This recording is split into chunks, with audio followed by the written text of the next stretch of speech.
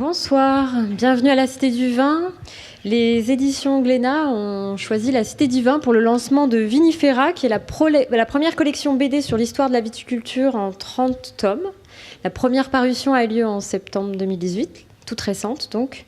Et nous avons aujourd'hui le plaisir d'accueillir Monsieur Jacques Glénat, le président-directeur général des éditions Glénat, Éric Corbeyran, qui est scénariste de bande dessinée, et enfin Jérôme Baudouin, qui est journaliste à la Revue du Vin de France, qui est donc partenaire de la collection Vinifera. Donc nous allons avoir une petite rencontre d'environ 1 heure, et à l'issue de la rencontre, vous pourrez, si vous le souhaitez, vous faire dédicacer une bande dessinée par Éric Corbeyran. Voilà, je vous souhaite une bonne soirée.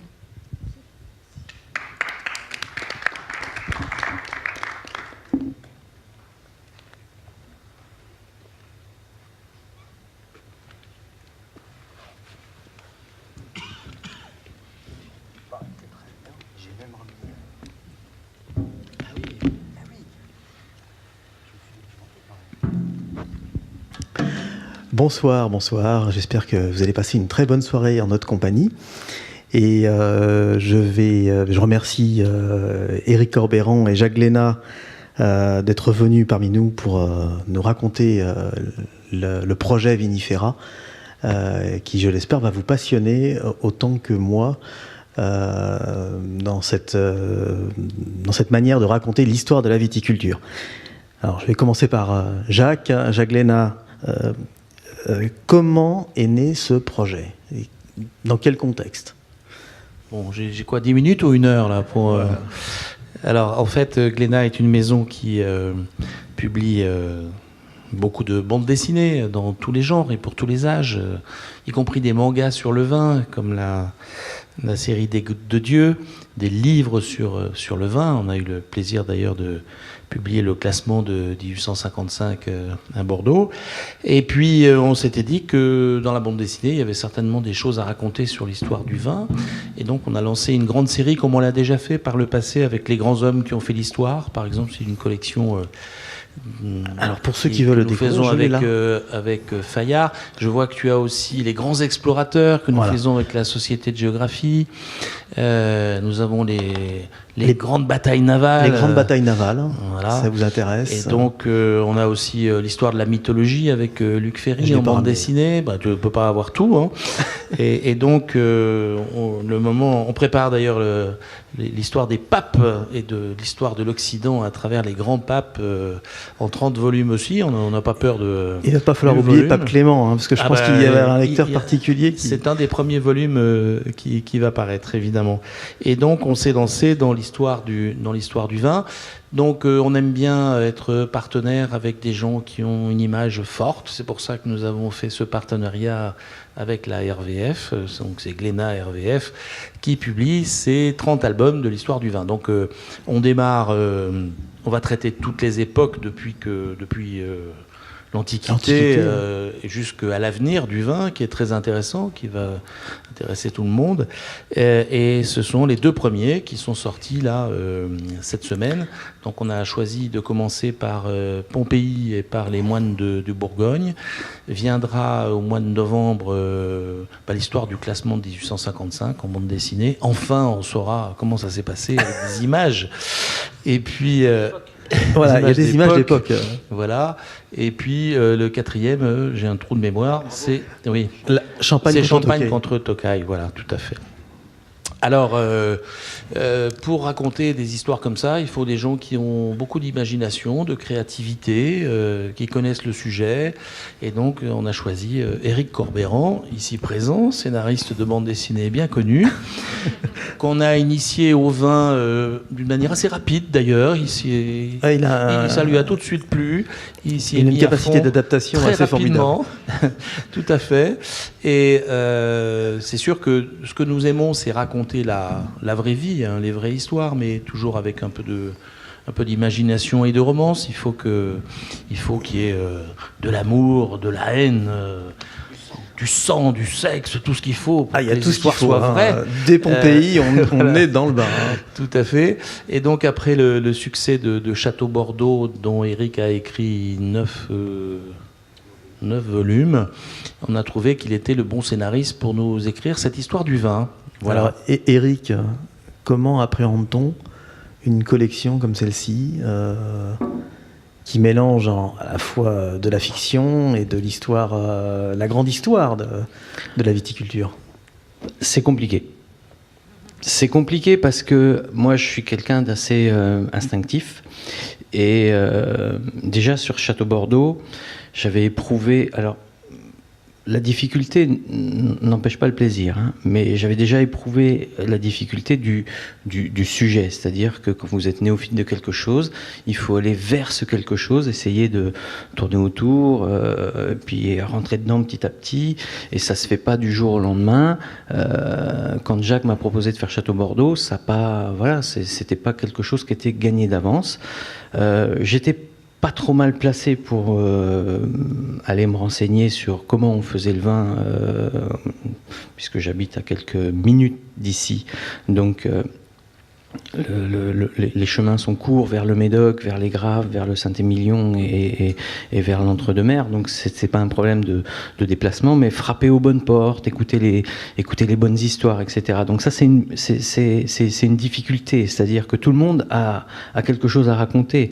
On entend tout et son contraire quand on interroge des vignerons, parce que ils sont d'accord sur le fait que on fait fermenter du raisin dans une cuve et qu'on en fait du vin.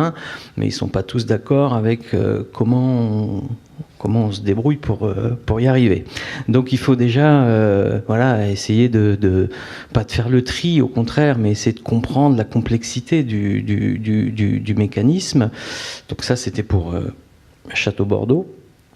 Pour ce qui est de Vinifera, puisque c'est le sujet qui nous préoccupe aujourd'hui, c'est encore plus compliqué. Parce que non seulement, là, du coup, je ne peux plus aller voir les vignerons pour leur demander comment on faisait du vin à Pompéi.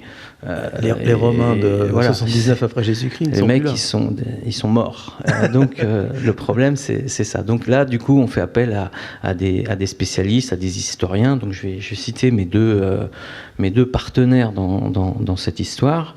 Il y en a un qui n'est pas là aujourd'hui, c'est Antoine Lebègue. Et puis, il y en a un autre qui est là aujourd'hui, qui s'appelle Jérôme Baudouin. Non. Voilà, donc je vous prie d'applaudir, messieurs, dames. Puisque lui ne l'a pas fait pour nous, moi je le fais pour lui. Voilà. Donc en fait, ma difficulté majeure en ce qui concerne les récits de la collection Vinifera, c'est d'essayer de conserver cette liberté d'auteur qui raconte une histoire, une fiction, quelque chose qui n'a jamais existé. Les personnages que je décris dans Vinifera sont parfois des personnages historiques comme Dom Pérignon, des personnages... Dans 1855, on retrouve tous les personnages réels du classement d'ailleurs. Absolument, merci Jérôme.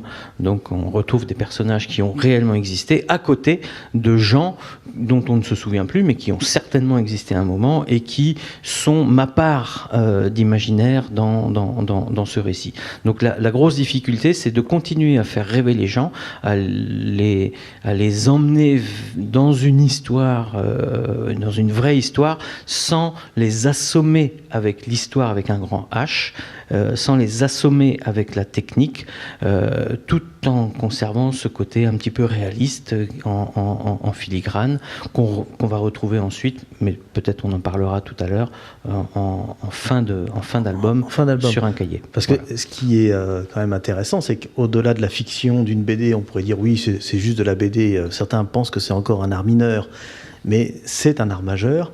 Il y a la vérité historique, c'est-à-dire que tout a été les amphores, la forme des amphores, la forme des calices, les objets qu'on retrouve, la forme des dolias, notamment pour Pompéi, tout a été fait avec un historien pour choisir la bonne forme de chaque outil qui est utilisé. Ouais, là tu parles de la torture des dessinateurs. Non, moi j'ai évoqué juste la torture, la mienne. Du scénariste. Voilà. Effectivement, au-delà ensuite de la véracité historique qui doit rentrer dans une fiction, parce que ça nous semble important de raconter des histoires, de continuer à conter des choses. Effectivement, le dessinateur, lui, qui n'est pas là aujourd'hui parce qu'ils sont nombreux et ils sont très loin. Combien il y a de dessinateurs sur la collection ? Jacques, combien tu payes de gens pour faire ça ? Alors, on a voulu que les cycles historiques soient faits par le même dessinateur pour qu'il y ait une unité. Donc l'Antiquité, la période, le Moyen-Âge, le 18e, le 17e ou aujourd'hui, c'est chaque fois le même dessinateur qui continue de manière à ce qu'il y ait une unité graphique entre les albums. Et à chacun, évidemment, on donne de la documentation parce que dans ce panier que vous voyez, évidemment, c'est du pinot noir, mais il faut quand même que les grains ressemblent à du pinot noir, qu'on sache comment étaient les grappes à cette époque, l'habit du moine, la taille de vigne, où était le raisin, comment on le ramassait. Donc tout ça, c'est beaucoup de travail pour nos conseils, dont la RVF fait partie, afin d'être les plus crédibles possibles. Et combien de temps, alors ça c'est une question technique parce que les gens ne se rendent pas compte, mais combien de temps il faut pour, depuis la création, coucher sur le papier le premier synopsis, jusqu'à l'impression d'un album, combien il faut de temps de création ? Bah là, sur Vinifera, on a commencé, Jacques me le rappelait tout à l'heure parce que moi j'avais oublié, on a commencé en 2014 à en parler. Quand il m'a dit c'est super, on va faire un gros truc, ça va s'appeler, à l'époque ça s'appelait pas comme ça, mais on va faire un gros truc un peu encyclopédique sur le vin. Et c'était en 2014. Donc on a commencé à coucher des thèmes sur le papier, à réfléchir un petit peu à l'ossature générale du sujet en 2014.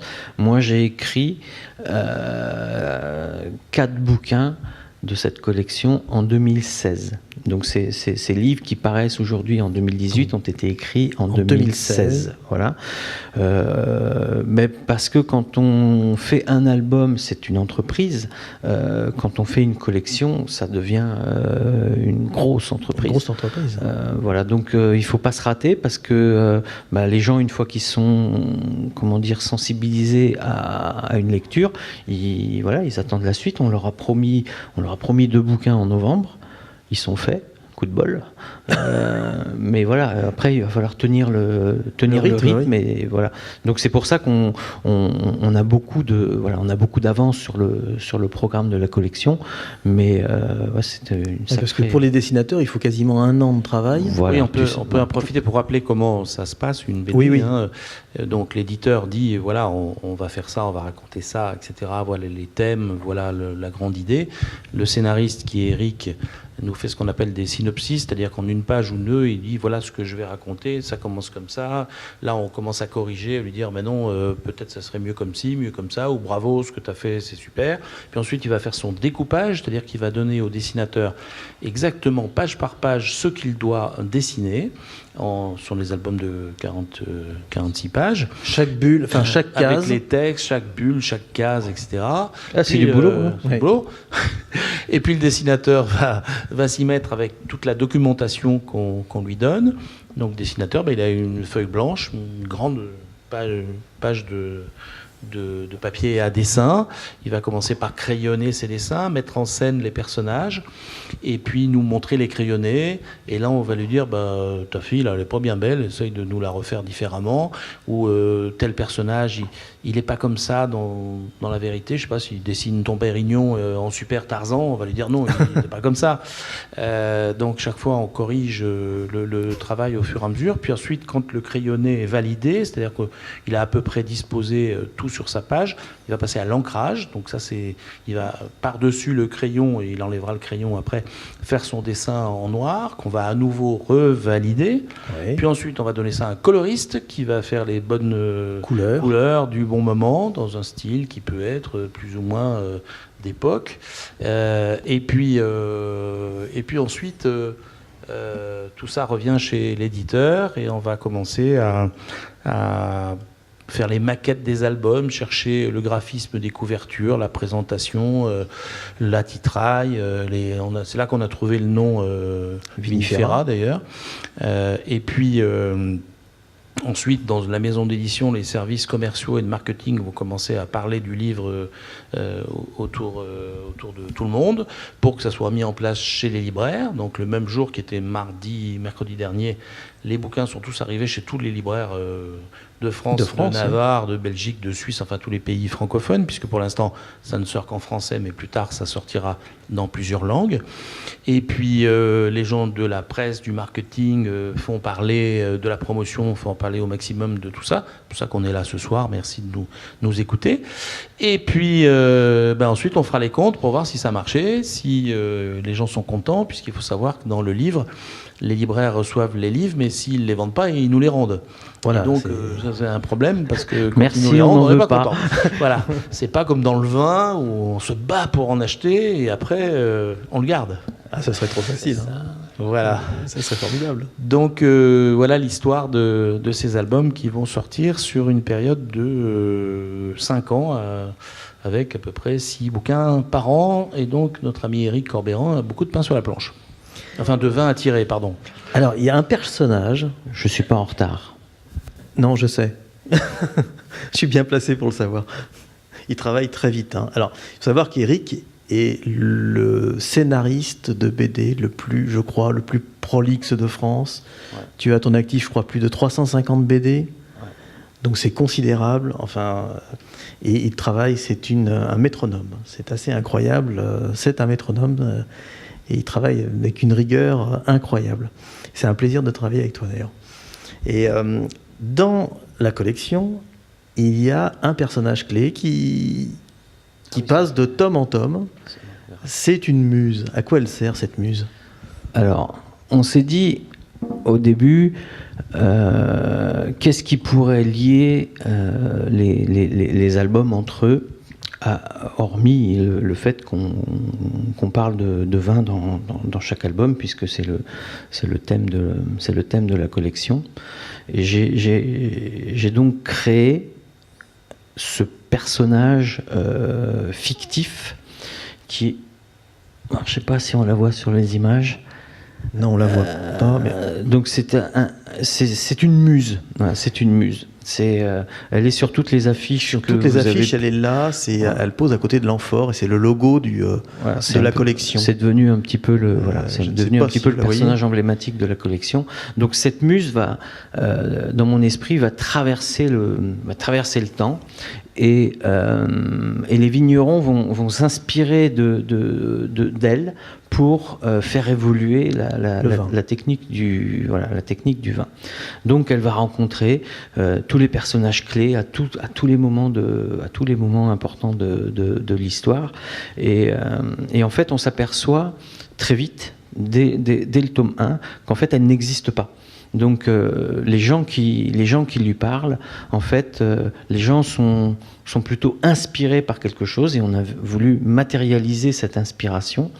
Et c'est pour ça que tu emploies à juste titre le terme de muse. Et cette muse va donc avoir toujours le même âge, traverser le temps, connaître le futur, connaître le passé. Elle va dire à des gens qui ne sont pas sûrs d'eux, par exemple, j'en veux pour preuve sa discussion avec Dom Pérignon. Dom Pérignon, à l'époque, est catastrophé, vous savez pourquoi ? Parce que ses vins de Champagne sont pétillants. Et il lui dit, c'est pas possible, on peut pas continuer à vendre du vin qui pétille. Il y a aucun vin qui pétille dans le royaume de France. J'ai un problème. J'aimerais que mes vins soient tranquilles. Et elle lui dit, t'en fais pas, pépère. Je schématise, hein, je me souviens plus exactement des dialogues. Elle lui dit, t'en fais pas, pépère, ça va le faire. On commence déjà à l'apprécier dans les salons londoniens et entête-toi, ça va finir par marcher. Voilà. Donc elle connaît le passé, elle connaît l'avenir. Quand dans le futur, les gens lui demanderont, mais est-ce que les Romains souffraient le vin comme nous on souffre le vin, on n'en est pas sûr.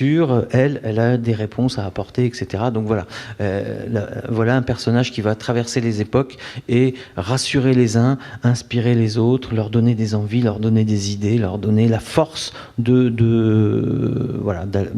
plus loin. Je pense notamment à cet épisode aussi qui se passe pendant pendant l'Oïdium, où elle donne des conseils aux... Ah oui, pendant le classement de 1855. Voilà. Elle va donner des conseils à certains vignerons qui vont avoir le charisme de pouvoir apporter un petit peu, pas la bonne parole, mais au moins la bonne solution pour traiter la vigne à tel moment. Donc voilà ce personnage incarné, cette espèce de science infuse du vin qui traverse les siècles, qui est une super meuf rousse, belle comme un... Voilà. Et une déesse, franchement. Donc on a choisi une femme, évidemment, pour incarner ce transfert à travers les siècles, et une femme rousse, très belle, c'est une femme qui n'est, comme disait Verlaine, ni tout à fait la même, ni tout à fait une autre, d'épisode en épisode, et qui est le fil vraiment directeur de toute cette histoire, puisque à chaque fois qu'elle intervient, elle transforme quelque chose dans la fabrication du vin. C'est ça. C'est le fil roux. C'est le fil roux, oui. Comment...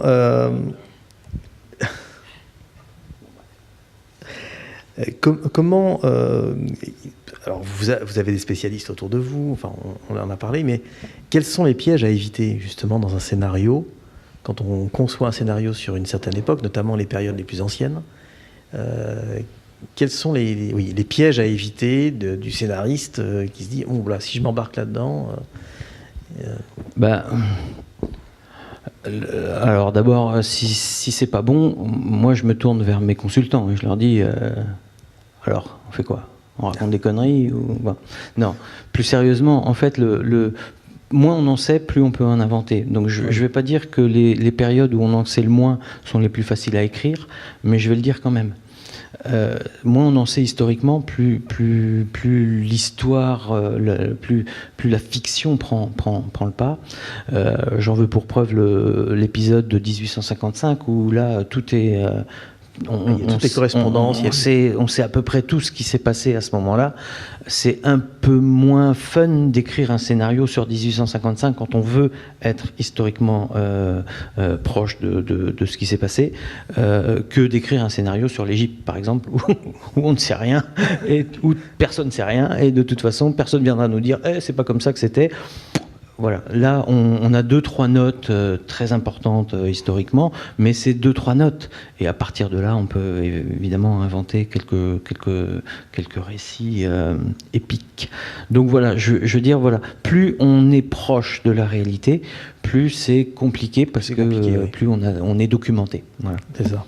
Alors il y a... Président, tu voulais rajouter quelque chose? Non, c'était très bien.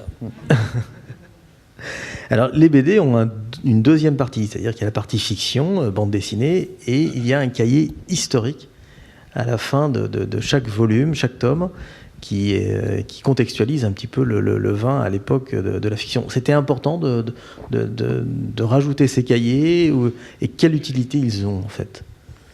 Alors, on a fait ça dans les collections que je citais tout à l'heure, comme par exemple... La sagesse des mythes de Luc Ferry, c'est qu'on raconte l'histoire en bande dessinée, et puis évidemment que tout le monde se demande comment étaient ces dieux, et donc on les a traités d'une certaine façon. Et il faut à la fin qu'on raconte que tout ça, il y a quand même un fond historique très, très vrai, et donc ça remet les choses en parallèle entre la fiction dont parlait Éric et la réalité, même si la sagesse des mythes, c'était pas forcément des dieux dans lesquels très sages. Et donc ces textes sont faits par des spécialistes dans chaque domaine, et ils remettent en position l'histoire qu'on a racontée en donnant un peu plus de documentation, un peu plus d'informations qu'on peut pas toujours glisser dans la BD parce que sinon c'est un peu fatigant, un peu lourd. Je pense que dans le texte sur 1855 dont on parlait, on va bien mettre les images des personnages réels qu'on remet dans la BD pour bien montrer qu'ils étaient là, qu'ils ont existé, qu'ils ont vraiment dit ça, la bataille de Mouton, etc., etc. Tout ça va être cité très précisément pour montrer que nous sommes des gens sérieux. Et c'est ça. Malgré les apparences.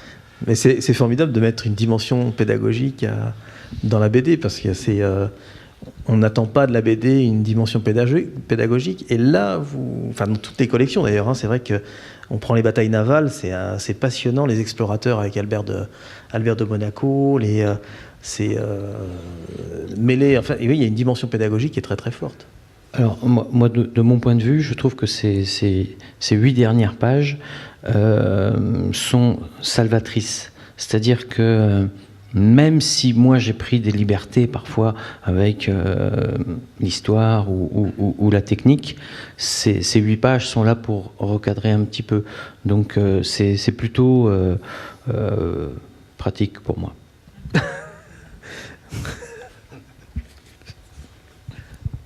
Aussi. Jacques, est-ce que, parce que c'est un pari quand même assez, on va dire, risqué quand on est éditeur, comment on mesure les risques d'une collection comme celle-ci? Il y a des astuces, il y a de l'expérience, il y a... Ouais, un petit peu, mais quand on est passionné par un sujet, on est persuadé que de toute façon c'est super, et donc on ne commence pas à faire des comptes d'exploitation compliqués.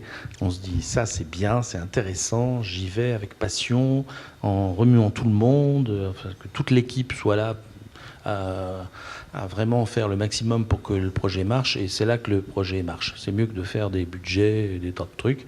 Donc évidemment derrière on a toute une expérience d'éditeur de bande dessinée, puisque Glénat va fêter ses 50 ans, donc ça fait quand même un paquet de temps que j'en fais des BD, hein. Mais là c'était aussi ma passion personnelle pour le sujet du vin qui a fait que j'avais envie de faire cette collection et de découvrir moi-même dans les BD de Pompéi dans quel genre d'amphore on mettait le vin qu'on chargeait sur les bateaux dans le port de Pompéi au moment où le Vésuve explosait. Et donc quand on s'est un peu réalisé son rêve que de faire dessiner par les autres ce qu'on aurait aimé vivre. C'est ça, c'est... Voilà.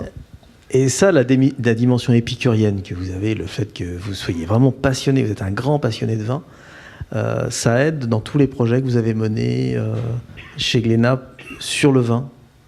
Ça vous a permis, ça vous a porté?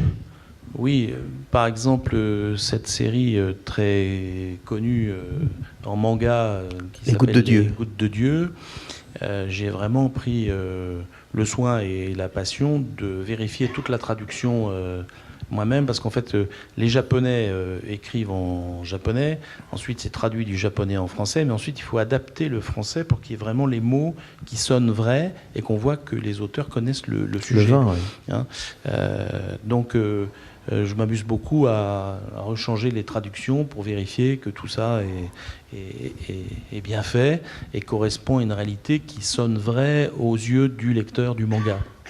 Ah mais c'est un succès énorme, même aux yeux des vignerons, parce que les vignerons qui ont eu la chance d'avoir une cuvée qui apparaît dans les Gouttes de Dieu est devenu un succès. Oui, il y a des vignerons qui m'ont appelé. Dis donc, Jacques, comment il faut faire pour être dans les Gouttes de Dieu là? Parker, c'est fini. Maintenant, c'est les Gouttes de Dieu. C'est quand même plus chouette. Hein. Et c'est un succès. Alors, les Gouttes de Dieu, justement, c'est un très grand succès au Japon.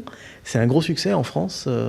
Alors, au Japon, c'est considérable, parce que je crois qu'ils ont vendu 20 millions d'exemplaires. En Corée, les gens vont chez les cavistes en disant « Je veux le vin là, qui est page 64 ». Bon, il y a Belle Lurette qui n'en a plus, du vin qui a été sélectionné, évidemment. Château Le Puy 2003, il n'y en a plus du tout. Hein. Et en France, on a dépassé les 2 millions. Ce qui est quand même considérable, 2 millions d'exemplaires sur la série. La série qui continue, puisqu'elle s'appelle maintenant Mariage, c'est une histoire sur le mariage du vin et des mets. Et des mets, oui. Et puis les auteurs vont relancer les Gouttes de Dieu pour nous dire enfin qu'est-ce que c'est les Gouttes de Dieu, parce que le problème, c'est que depuis le temps qu'ils racontent des histoires de vin, savent-ils eux-mêmes quel est le vin qui sera élu Goutte de Dieu? Je ne sais pas. Parce qu'on en est à combien de volumes? 47, c'est ça? Oui, 42. 42. Les Japonais ont le sens pour raconter des histoires en tirant un peu sur la corde de temps en temps, ce que heureusement Eric ne fait pas. Jamais. Jamais. Et donc effectivement, il y a déjà 42 volumes des Gouttes de Dieu. Et c'est pas fini. Et c'est pas fini. Et alors pour Vinifera, là il y en a 4 qui sortent.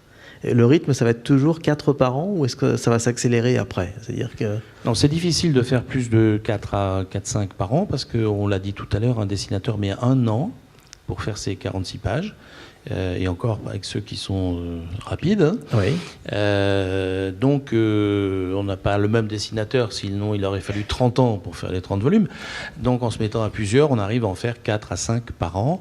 Et c'est pas le travail d'Éric qui m'inquiète, c'est celui des dessinateurs. Parce qu'en plus, un dessinateur, Dessinateur de BD, c'est quelqu'un qui est dans son atelier ou chez lui, qui est tenté de se lever tard, de regarder la télé ou de faire je sais pas quoi. C'est un métier très particulier. Il faut vraiment s'astreindre à travailler devant sa planche toute la journée. Et donc, on a beaucoup de problèmes. Il y a celui qui se fait mal à la main, il peut plus dessiner, ou celui qui pète les plombs et il s'en va, ou celui qui supporte plus sa femme et ça marche plus. Donc, c'est un vrai boulot d'être éditeur de bande dessinée. C'est très compliqué. Je vois très très bien. C'est la première fois que je l'entends dire ça. C'est surréaliste. C'est enregistré en plus. Heureusement, je n'ai pas de télé. Ça tombe bien. Et alors les prochains volumes, faites-nous saliver un petit peu. Quels sont les prochains volumes qui vont sortir de... Il a des notes. J'ai des pompes parce qu'il y a des bouquins qu'on a commencé et puis on va prendre un exemple là, puisqu'ici il y a une salle qui s'appelle Thomas Jefferson. Thomas Jefferson. Oui. Donc on s'est dit que l'histoire de Jefferson était absolument passionnante à raconter puisqu'il a exporté le vin aux États-Unis, il a fait son propre classement qui était d'avant-garde, etc. Et donc Eric a dit allez hop j'y vais sur Thomas Jefferson et puis il raconte. À bout d'un moment, tu t'es dit, j'ai pas assez de... Oui, en fait, c'est pas parce que le sujet est bon qu'on a suffisamment de matière à rebondissement, etc. Donc, j'avais inventé une espèce d'espion qui suivait Jefferson ou de je sais plus quoi, d'espion qui suivait les descendants de Jefferson. Et du coup, voilà, le problème a surgi, c'est que même si le sujet est bon, le développement parfois peut aller dans le mur. Donc, ce qu'on va faire, c'est qu'on va reprendre le sujet, on va revenir vers toi, on va réécrire, on va repenser le sujet de Jefferson, éventuellement sous un autre angle, ce qui ne sera pas plus mal. Mais il y a des sujets qui sont compliqués à traiter, même s'ils sont importants, et même s'ils sont... 1855, c'est un sujet extrêmement important pour Bordeaux, et pour le vin en général, mais c'est un sujet extrêmement compliqué à traiter, parce que ça soulève des passions, d'abord, donc il faut, dans un premier temps, pour nous, en tout cas, historiens, raconteurs d'histoire, etc., dépassionner le débat, c'est-à-dire donner la parole aux uns et aux autres. Et surtout, il ne faut pas juste se contenter de donner la parole à une école et de donner la parole à une autre école, parce qu'on se fait chier, tout simplement. Donc il faut quand même raconter quelque chose. Donc c'est pas parce que le sujet lui-même est passionnant que la BD coule de source. Donc ça, c'est mon job. C'est pour ça que je suis là. Et voilà, des fois, sur Jefferson, on s'est un peu égaré. Voilà, mais on va trouver des solutions, y compris de parler de toutes ces fameuses bouteilles qui auraient survécu. Et voilà, les faux. Et qui sont en fait des faux. Enfin bon, on verra ça, c'est une autre histoire. Voilà. Et puis par contre, il y a des sujets qu'on n'avait pas imaginés et qui peuvent arriver comme ça, tomber du ciel. Tu peux peut-être nous raconter celui que tu nous as proposé. D'Andély. Ah oui. Ça, c'est passionnant. Écoutez bien. C'est peut-être pas à moi de la raconter, quand même. Si. On la connaît, hein, donc...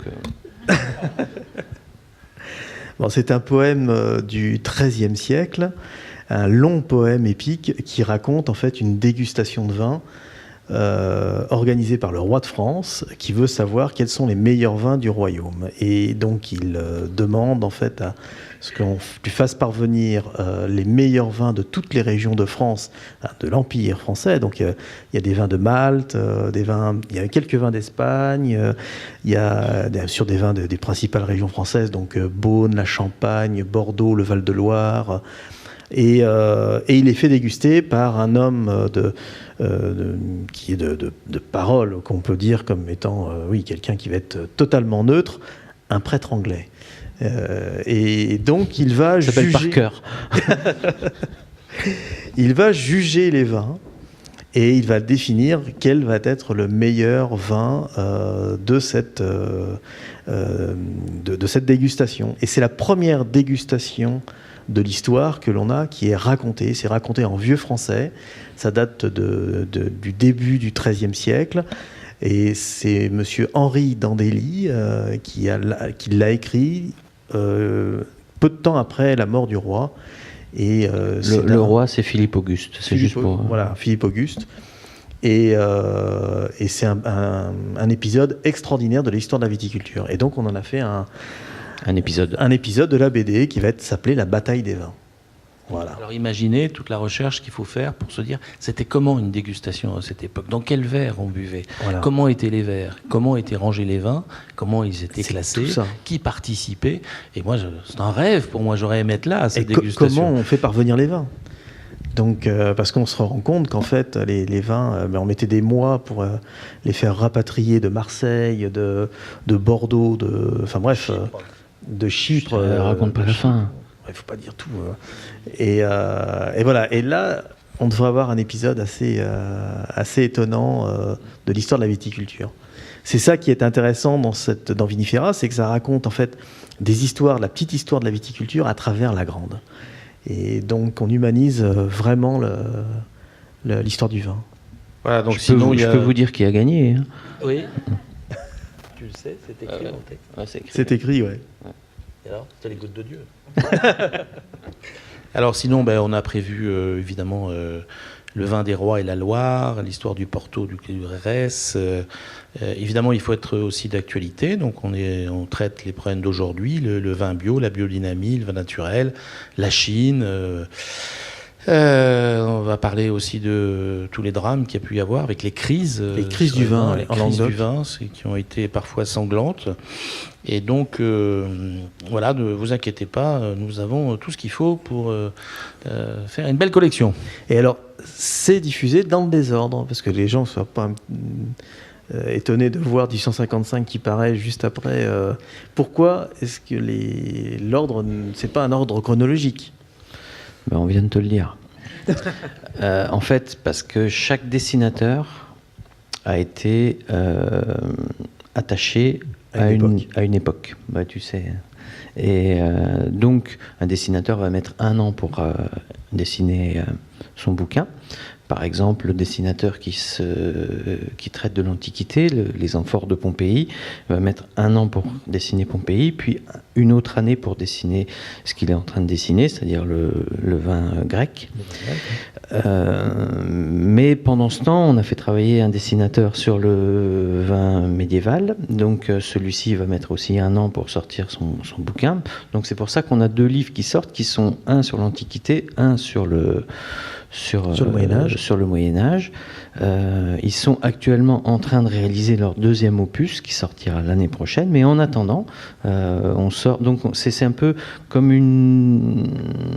un cycle un peu chronologique, mais qui va reprendre l'année suivante et reprendre l'année d'après, etc.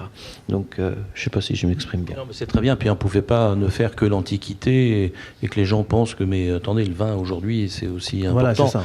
Donc on mélange les sujets et chacun peut reconstituer la collection, puisque la tomaison fait que quand on les a tous dans la bibliothèque, on voit bien ce qui manque.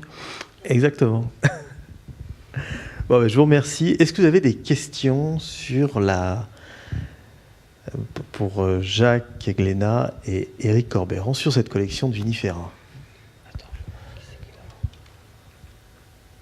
On a des micros qui vont circuler, donc n'hésitez pas si vous avez des questions, il faut les poser. Ah, voilà.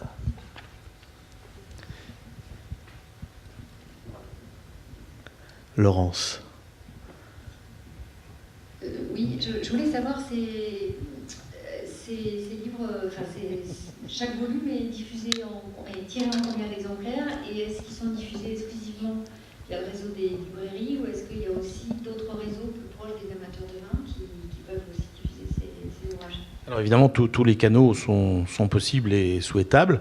La première apparition, c'est dans la RVF, où il y a quelques pages en avant-première qu'on a passé dans le numéro de septembre. Dans le numéro, voilà, qui montre que les albums vont sortir. Ensuite, l'album est distribué en librairie tout niveau, hein. On en trouve dans les hypermarchés, les petits points de vente, les librairies, on peut l'acheter sur Amazon, etc., etc. Ensuite, il y aura probablement une autre vie dans le réseau de la presse, avec des albums présentés différemment.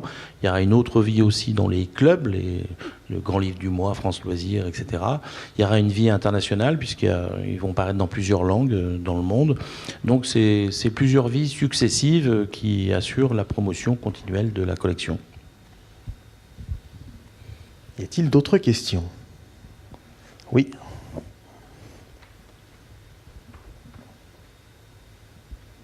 Merci. Jacques Glénat a justifié, et on a compris pourquoi Éric Corbeyran, le local de l'État, avait fait les scénarios. On n'a pas entendu comment s'était fait le choix des dessinateurs. Est-ce qu'ils ont aussi un historique lié au vin, ou est-ce qu'ils sont simplement repérés chez Glénat pour avoir le rythme attendu? Oui, chez Glénat, il y a des éditeurs spécialisés qui connaissent, qui a un gros carnet d'adresses d'artistes et de dessinateurs. Donc, il faut trouver la bonne personne qui est fiable sur l'époque qu'on lui confie. Le type qui est très fort pour dessiner les voitures, on ne va pas lui donner Pompéi, évidemment. Et donc, on a beaucoup de dessinateurs. Il faut trouver les gens compétents, les gens qui sont disponibles aussi, puisqu'il faut savoir que rien qu'en français, il se publie 5000 bandes dessinées par an. Donc, il faut trouver les gens qui sont disponibles pour le faire, en qui on a confiance, et qui, si possible, s'entendent quand même bien avec le scénariste. Parce qu'il y a des dessinateurs un peu fantasques, parfois, qui rechangent le scénario eux-mêmes parce qu'ils n'ont pas envie de dessiner une bataille navale avec 350 bateaux. Donc, ils montrent un mec de face, c'est beaucoup plus facile à dessiner, et puis la bataille navale, on la voit pas.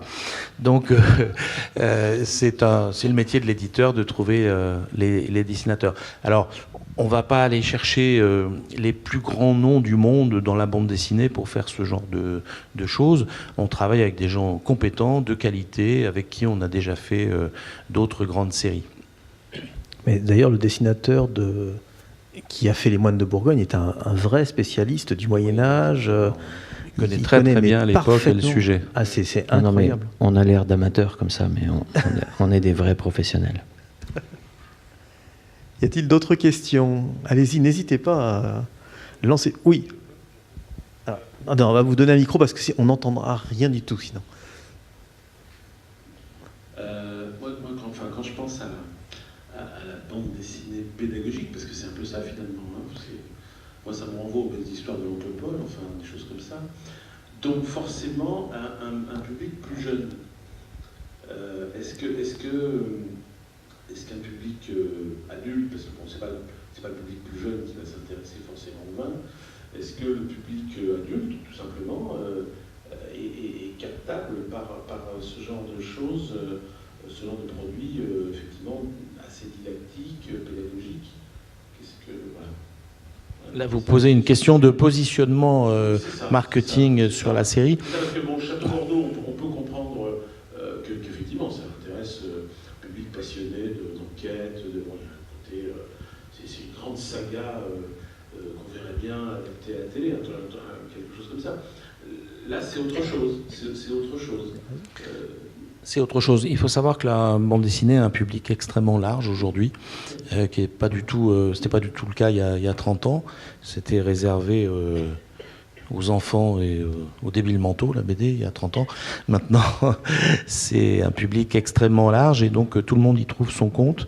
Et nous avons des publics évidemment différents selon les séries. Par exemple, Luc Ferry est beaucoup acheté par les mamans pour l'enseignement de la mythologie à leurs enfants.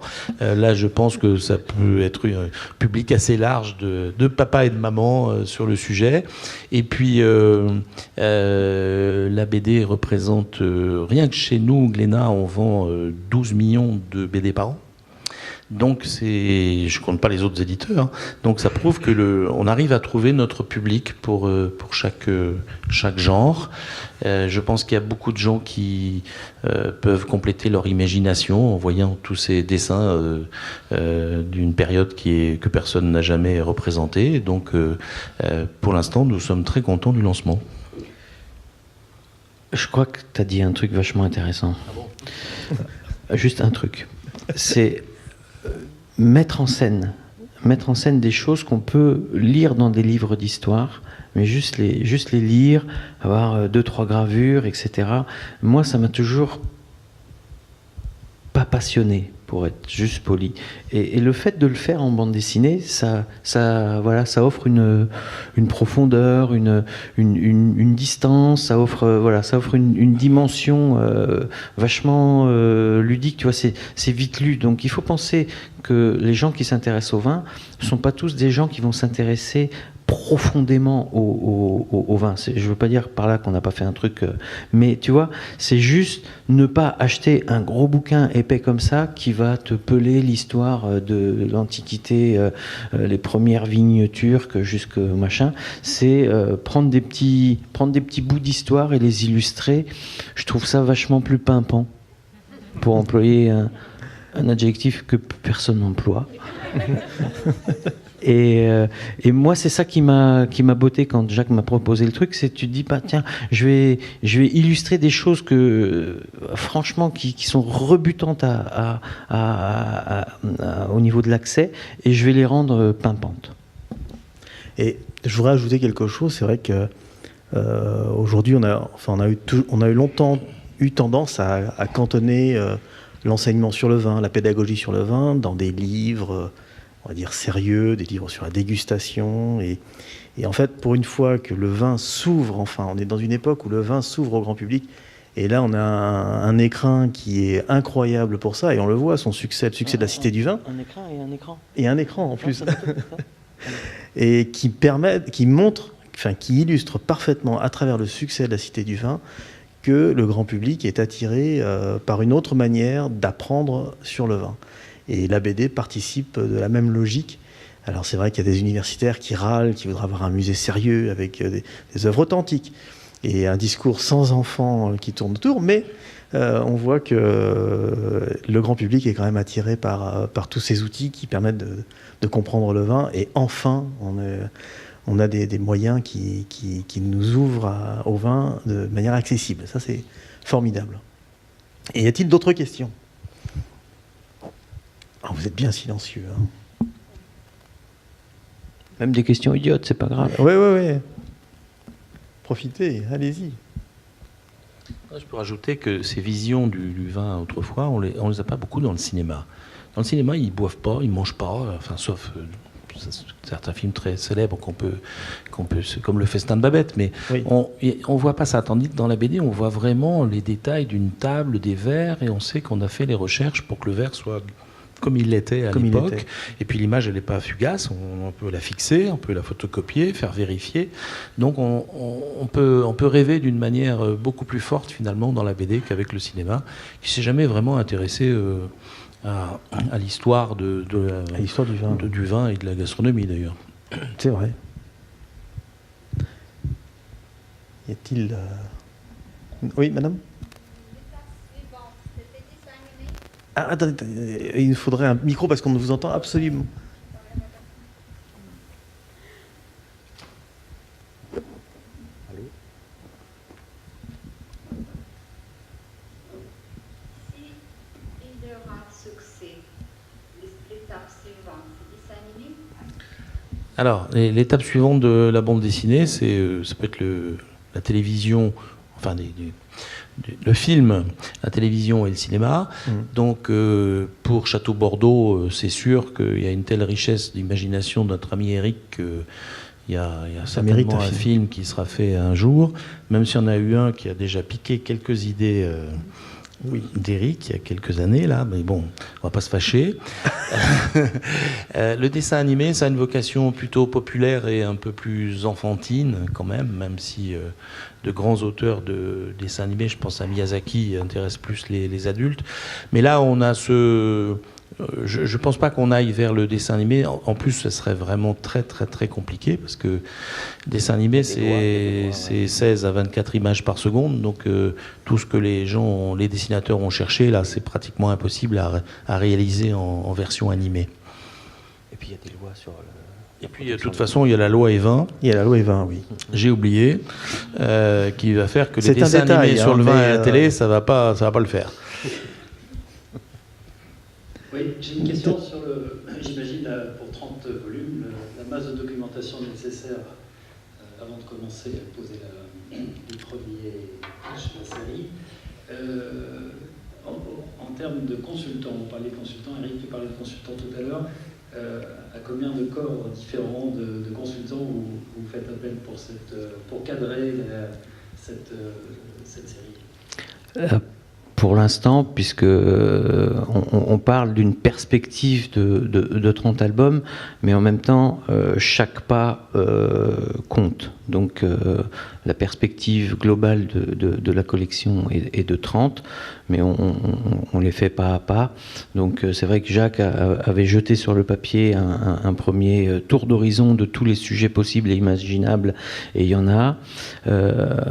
Donc là, pour l'instant, comme les choses se font finalement assez rapidement en termes d'écriture, moi j'ai 3 consultants qui sont intervenus jusqu'ici, donc dont Jérôme tout récemment. Oui, modestement.